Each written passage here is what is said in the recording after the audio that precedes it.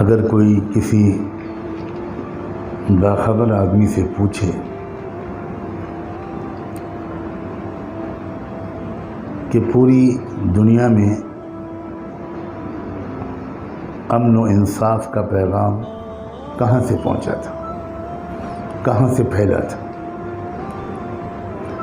توحید کا پیغام، انصاف کا پیغام،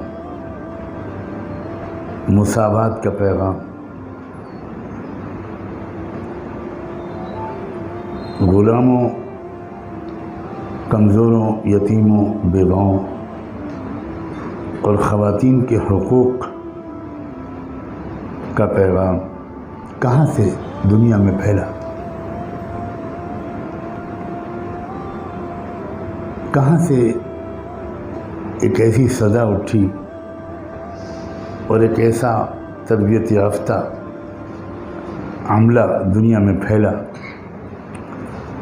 جس نے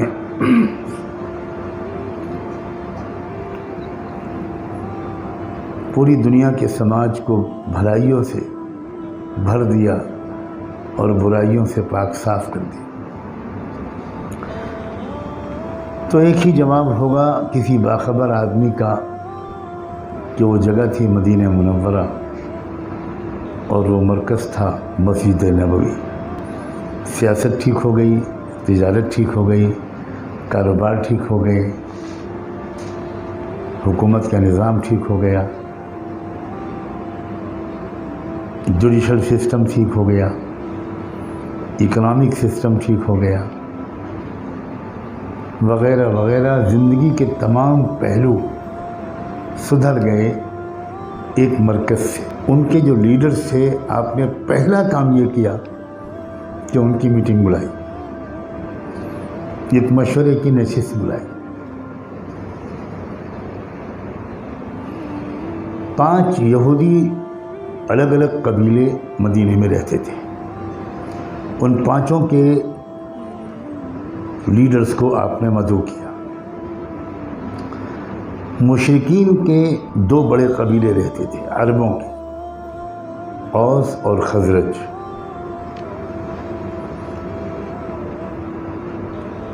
ان دونوں کے لیڈروں کو بلایا اور خود آپ تشریف رکھتے تھے اور مہاجرین و انصار کے نمائندے تھے۔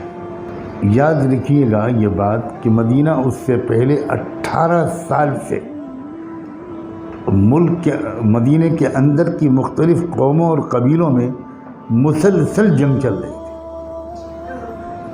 تھک چکا تھا مدینہ آپس میں لڑتے لڑتے، اور کسی منصوبے یا فارمولے یا پالیسی کے تحت مدینے میں امن قائم نہیں ہو رہا۔ ایک سول وار کی کیفیت تھی آج کل کی زبان میں۔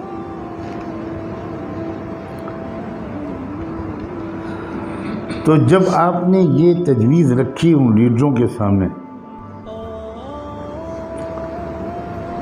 تو سب سے پہلے ایک یہودی قبیلے کا سپریم لیڈر کھڑا ہوا اور اس نے جواب میں یہ کہا کہ محمد، ہم لوگ آپس میں بار بار معاہدے کرتے رہتے ہیں،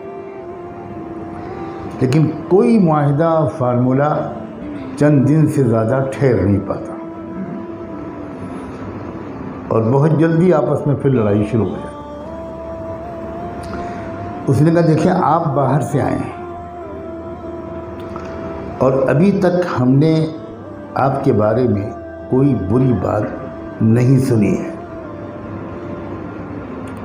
اس لیے اس نے کہا کہ میری تجویز یہ ہے کہ آپ کو ہم اپنا لیڈر مان لیں، حکم مان لیں، حکم، ثالث مان لیں، آربیٹریٹر مان لیں، اور ہمارے درمیان آپس میں جو بھی مسئلہ ہے وہ ہم آپ کے پاس لے کر آئیں، آپ جو فیصلہ کر دیں ہم لوگ سب مان لیں۔ یہی ایک فارمولہ میرے ذہن میں ہے کہ مدینے میں اس طرح خانہ جنگی ختم ہو سکتی ہے اور امن قائم ہو سکتا ہے۔ اس لیڈر کی بات کے بعد دوسرا لیڈر کھڑا ہوا، اس نے بھی کہا کہ میں پوری طرح تائید کرتا ہوں اپنے اس ساتھی کو، یہاں تک کہ سب نے ایک کے بعد ایک کہا کہ بالکل یہی ایک طریقہ ہے پیسفل کو ایگزسٹنس کا مدینے میں، آپ قبول کیجیے، ہم لوگ تیار ہیں۔ پھر آپ نے 1 منٹ ضائع کیے بغیر فوراً معاہدہ لکھوانا شروع کیا۔ نبی امی ہیں صلی اللہ علیہ وآلہ وسلم، اللہ کے رسول اپنا نام بھی خود نہیں لکھ سکتے تھے، لیکن اب آپ نے ڈکٹیٹ کرانا شروع کیا۔ 54 دفعات پر 54 آرٹیکلز پر مشتمل ہے وہ معاہدہ مدینہ، جس کو میثاق مدینہ کہا جاتا ہے، جو آپ نے لکھوایا، اور پوری دنیا کے لوگ مانتے ہیں، یورپ اور مغرب بھی مانتا ہے کہ پوری مہذب دنیا کی تاریخ میں یہ تحریری معاہدہ جو مختلف قوموں سماجوں کے لیڈران کے درمیان پرامن بقائے باہمی پیسفل کو ایگزسٹنس کے لیے پوری انسانی تاریخ میں یہ پہلا معاہدہ تھا جسے لکھوایا تھا نبی امی صلی اللہ علیہ وآلہ وسلم۔ اس سے یہ ظاہر ہوا کہ آپ کا مقصد صرف کلمہ نماز سکھانا نہیں تھا، آپ کا مقصد مدینے سے شروع کر کے پورے عالم میں بھائی چارہ اور امن و انصاف کے قیام کی جدوجہد کی تھی، یہ آپ کی ذمہ داری تھی۔